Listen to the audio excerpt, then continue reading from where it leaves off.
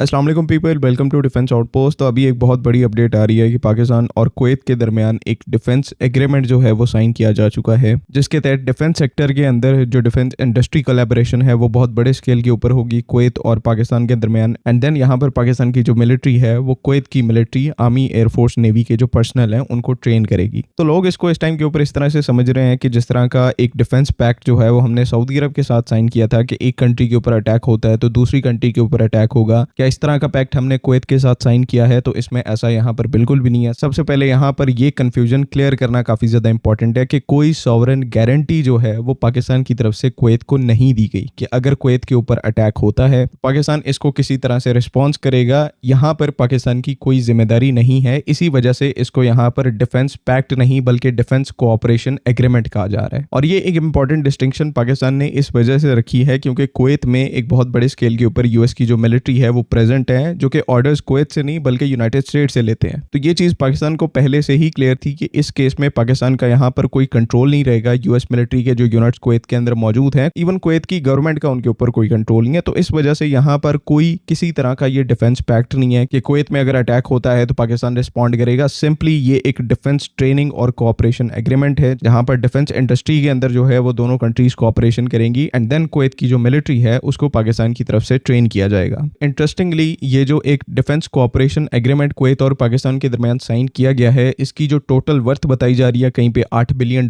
की है और कहीं पर इवन इसे $20 बिलियन यानी कि $20 बिलियन वर्थ का जो डिफेंस कोऑपरेशन एग्रीमेंट है वो भी बताया जा रहा है। ऑब्वियसली यहाँ पर कंफर्म्ड फिगर जो है वो मौजूद नहीं है, लेकिन जिस तरह के यहाँ पर पॉइंट्स रखे गए हैं, जितना कॉम्प्लेक्स ये एग्रीमेंट है, इसकी अच्छी खासी वैल्यू जो है वो ऑलरेडी होने वाली है। क्वेश्चन यहाँ पर ये है कि कुवैत को यहाँ पर क्या जरूरत पड़ी पाकिस्तान के साथ एक डिफेंस एग्रीमेंट साइन करने की? और काफी लोग यहाँ पर क्वेश्चन करते हैं कि मिडिल ईस्टर्न कंट्रीज के पास तो अमेरिका जैसी एक सुपर पावर है जो इनको सपोर्ट करती है, तो पाकिस्तान जैसी एक कंट्री के साथ डिफेंस पैक्ट साइन करने का या फिर डिफेंस कोऑपरेशन एग्रीमेंट साइन करने का यहाँ पर मकसद क्या बनता है? तो सबसे पहले तो यहाँ पर यूएस मिलिट्री की इस टाइम के ऊपर क्या सिचुएशन है मिडिल ईस्ट के अंदर, क्या उनकी हालत है, वो आप सबके सामने है। मुझे इवन एक्सप्लेन करने की जरूरत नहीं है कि जो उनका कॉन्सेप्ट है मिडिल ईस्ट को प्रोटेक्ट करने का वो कितने बुरे तरीके से इस एसिमेट्रिक वॉरफेयर की डोमेन में फेल हुआ है। हजारों आपने यहाँ पर स्ट्राइक्स की, आप फिर भी ईरान के जो ड्रोन्स हैं और बैलिस्टिक मिसाइल्स हैं उनको मिडिल ईस्टर्न कंट्रीज के ऊपर गिरने से नहीं रोक पाए, क्योंकि सिंपल सी बात है, ये एक ऐसी सिचुएशन है कि ईरान जैसी कंट्रीज के पास जहां पर मिसाइल्स और ड्रोन्स हैं, आप मिलिट्री टू मिलिट्री डोमेन में उनके साथ स्टैंड नहीं कर सकते और पूरे तरीके से अपने आप को प्रोटेक्ट नहीं कर सकते। वहीं पर पूरे मिडिल ईस्ट ने यहाँ पर सऊदी अरब को भी देखा कि सिर्फ पाकिस्तान के डिफेंस पैक्ट होने की वजह से और पाकिस्तान मिलिट्री के सऊदी अरब में मौजूद होने की वजह से ऑलमोस्ट यहाँ पर आप कह सकते हैं little to zero attacks Saudi Arabia के ऊपर कंडक्ट किए गए और उनका जो ऑयल इंफ्रास्ट्रक्चर है वो ईरान के अटैक से काफी ज्यादा महफूज रहा। और ये यहाँ पर इस वजह से नहीं था कि पाकिस्तान की मिलिट्री के पास कोई एक्स्ट्रा ऑर्डिनरी मिलिट्री कैपेबिलिटी है, हम अमेरिकन मिलिट्री से भी मिडिल ईस्ट में यहाँ पर ज्यादा पावरफुल है, ऐसा यहाँ पर बिल्कुल भी नहीं है। अमेरिका की जो मिलिट्री है और जिस तरह का वो इक्विपमेंट इस्तेमाल करते हैं, हर लिहाज से वो पाकिस्तान की मिलिट्री से बहुत ज्यादा बेटर है। पाकिस्तान के पास क्या था, उसके ईरान के साथ रिलेशंस, जो पिछले कुछ महीनों से हमने डिप्लोमेटिकली ईरान का साथ दिया। ईरान ने कहीं ना कहीं इस चीज को रिस्पेक्ट किया और जैसे ही हमारी मिलिट्री जो है वो सऊदी अरब में लैंड हुई, उन्होंने यहाँ पर सऊदी अरब के जो ऊपर जो अटैक्स हैं उनको बंद कर दिया। तो कभी भी सिर्फ डेटरेंस जो है वो आपकी मिलिट्री नहीं क्रिएट करती, बल्कि आपकी जो डिप्लोमेटिक सिचुएशन है, डिप्लोमेटिक पोजीशन है, वो आपकी डेटरेंस एस्टैब्लिश करने में आपको काफी ज्यादा हेल्प करती है। ईरान को बड़े अच्छे तरीके से पता है कि उनको इस टाइम के ऊपर पाकिस्तान की जरूरत है, क्योंकि जिस तरह से यूएस ने उनका ब्लॉकेड किया हुआ है, उनके पोर्ट्स को, बंदरगाहों को टारगेट किया जा रहा है। ईरान के पास जो इस टाइम के ऊपर अपना ऑयल एक्सपोर्ट करने का वाहिद तरीका बच जाता है वो पाकिस्तान के थ्रू है और इस वजह से पाकिस्तान के अगेंस्ट में वो कोई स्टेप लेने की यहाँ पर कोशिश नहीं कर रहे और उनका लेना बनता भी नहीं है। देखो, शुरू से चाहे यूएस के अगेंस्ट में हो, चाहे बाकी मिडिल ईस्टर्न कंट्रीज के अगेंस्ट में हो, हमने जहां तक हो सकता था ईरान को बहुत ज्यादा सपोर्ट किया है। जब किसी की हिम्मत नहीं थी हो रही ईरान के अंदर जाने की, तब पाकिस्तान के जो फील्ड मार्शल आसिम मुनीर है वो ईरान के अंदर लैंड होते हैं। तो जिस तरह के पिछले 5 महीनों में हमारे ईरान के साथ रिलेशंस एस्टैब्लिश हुए हैं, इसकी मिसाल आपको पहले नहीं मिलेगी। तो ये सारी जो सिचुएशन है इस टाइम के ऊपर पाकिस्तान के लिए मिडिल ईस्ट के अंदर एक गोल्डन अपॉर्चुनिटी खड़ी कर रही है कि मिडिल ईस्ट के अंदर हम अपना जो फुटप्रिंट है उसको इंक्रीज करें।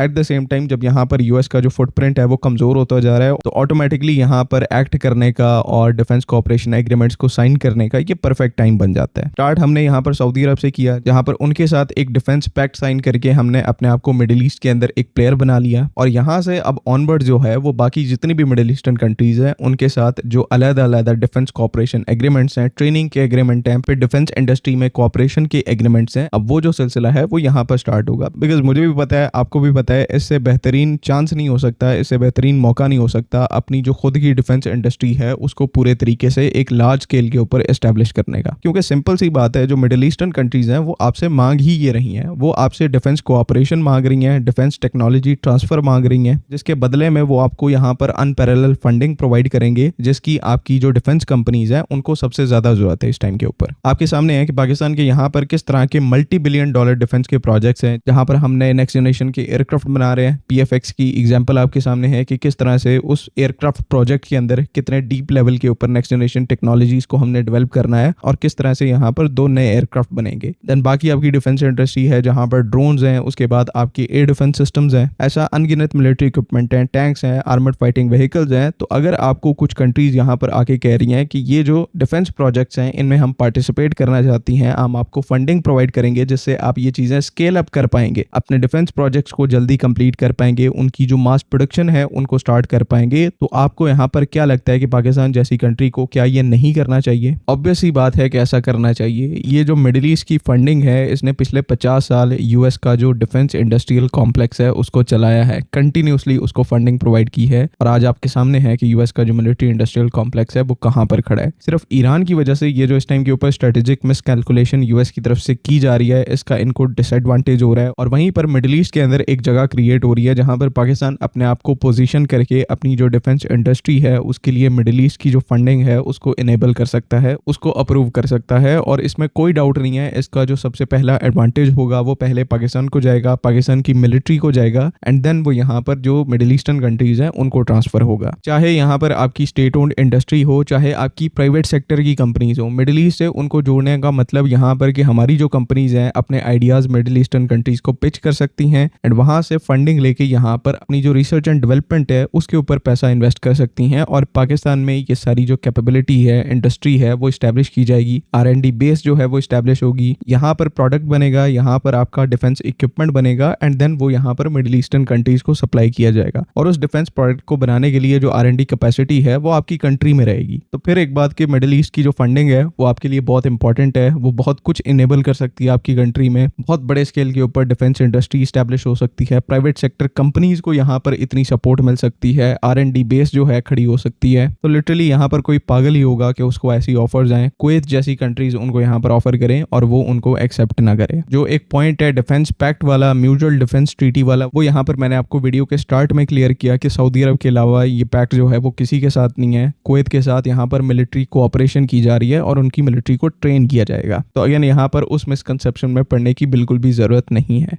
बाकी आई होप कि तमाम चीज़ें यहाँ पर क्लियर हैं। आपका कोई ओपिनियन है तो काइंडली उसको कमेंट्स में ज़रूर लिखें। अगली वीडियो तक के लिए अल्लाह हाफ़िज़। पाकिस्तान जिंदाबाद।